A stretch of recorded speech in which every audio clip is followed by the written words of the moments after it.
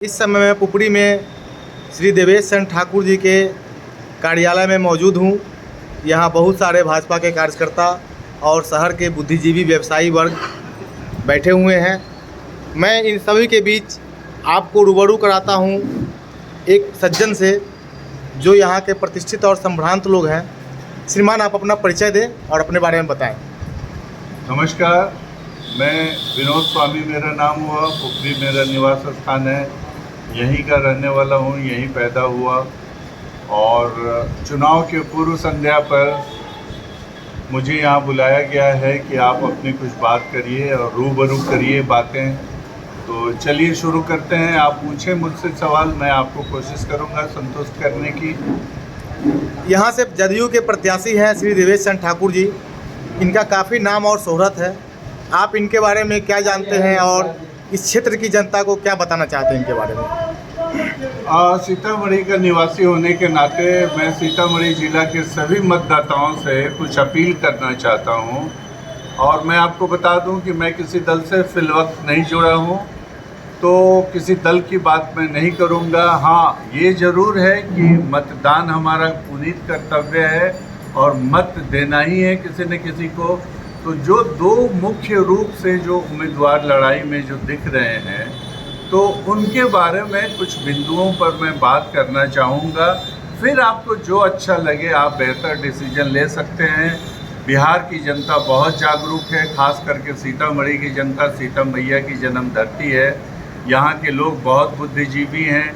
तो कुछ बिंदुओं पर मैं आपका बात आकृष्ट करना चाहूँगा, उसको सुन के आप निर्णय करिए। तो पहला बिंदु है कि दो श्री देवेश चंद्र ठाकुर और दूसरे श्री अर्जुन राय। देवेश चंद्र ठाकुर जी तीर छाप से हैं, वो मोदी सरकार के अलायंस के रूप में लड़ रहे हैं, जैसा कि आप जानते हैं। और श्री अर्जुन राय लालू प्रसाद जी के साथ में हैं और लालटेन छाप से लड़ रहे हैं। तो जैसा कि हम सभी जानते हैं, किसी से अगर संबंध बनाना हो, ये संबंध अगले 5 साल के लिए रहेगा। हम सरकार चुनेंगे, हम अपना भविष्य चुनेंगे, न सिर्फ हम जो कैंडिडेट है उसका भविष्य चुनेंगे, इस क्षेत्र का भी भविष्य चुनेंगे और हमारा जीवन कैसा हो अगले 5 साल में, ये भी हम चुनेंगे। तो इसलिए दोनों उम्मीदवारों को कुछ बिंदुओं पर विचार विमर्श जरूरी है। पहली बात, श्री देवेश चंद्र ठाकुर सीतामढ़ी जिले के निवासी हैं और व्यक्ति का जो सफलता का पैमाना होता है वो होता है धन कमाना अभी के माहौल में सबसे मुश्किल कार्य है। और बिना बेईमानी, शैतानी, बिना षड्यंत्र के, घोटाला के अगर कोई आदमी धन कमाता हो, एक सीतामढ़ी जिले का अदना आदमी पूना और बॉम्बे में जाकर अकूत धन अपने मेहनत और अपने इंटेलिजेंस के बलबूते पर अगर कमाया है, तो उस व्यक्ति में निश्चित रूप से ज़रूर कुछ न कुछ सफलता का गुण होगा। जहाँ तक श्री अर्जुन राय के बारे में मुझे जानकारी है, सीतामढ़ी के बगल के ज़िले के निवासी हैं और मुख्य रूप से किसान रहे हैं। पेशे के रूप में राजनीति है, मैं ज़्यादा बोलना उचित नहीं समझता हूँ। वो जिस पार्टी से आते हैं, जिसके श्री लालू प्रसाद जी अध्यक्ष हैं, उन पर 950 करोड़ घोटाले के लिए भारत की न्यायिक व्यवस्था ने उनको अपराधी घोषित करके सजा मुकर्रर कर दिया है। तो सीधी साफ बात है कि अगर पार्टी अध्यक्ष अगर बेईमान है, घोटालेबाज है, तो जिसका बड़ा भाई हो शराबी, छोटा पिए तो क्या है खराबी।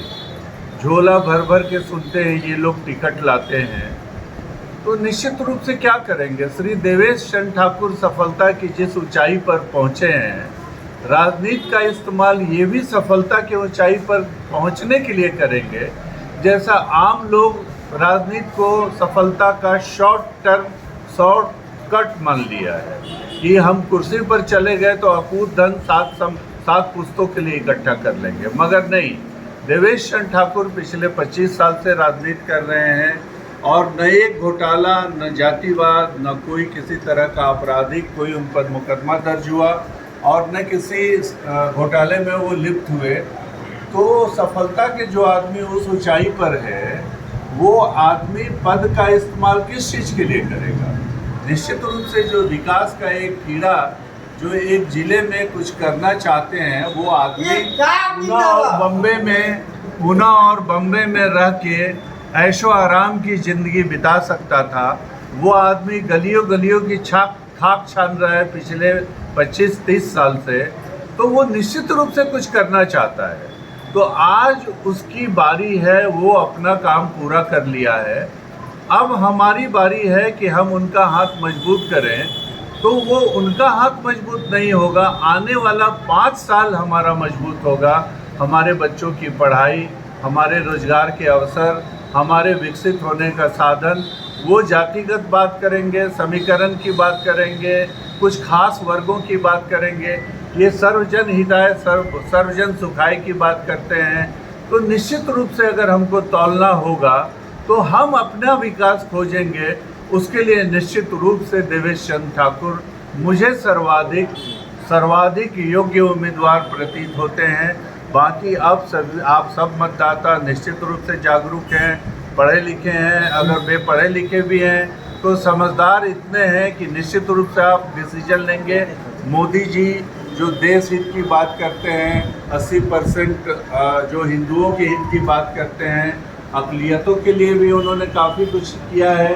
श्री देवेश चंद्र ठाकुर ने अभी घोषणा की एक सभा में कि कुपरी में एक नर्सिंग कॉलेज देंगे, अक़लियतों को देंगे। तो ये इतनी बड़ी बात है, वो लोग अक़लियतों को फुसलाते रहे हैं। जब देने की बारी आती है तो श्री लालू परिवार अपने खुद खड़ा हो जाता है। तो श्री देवेश चंद्र ठाकुर बिना कुछ वोट पाए, बिना कुछ किए अक़लियतों के लिए अगर नर्सिंग कॉलेज दे रहे हैं जिसमें 25%, 50% उनकी कौम का आरक्षण होगा, तो मैं अक़लियतों के भाइयों से भी अनुरोध करूंगा कि आप पूर्वाग्रह से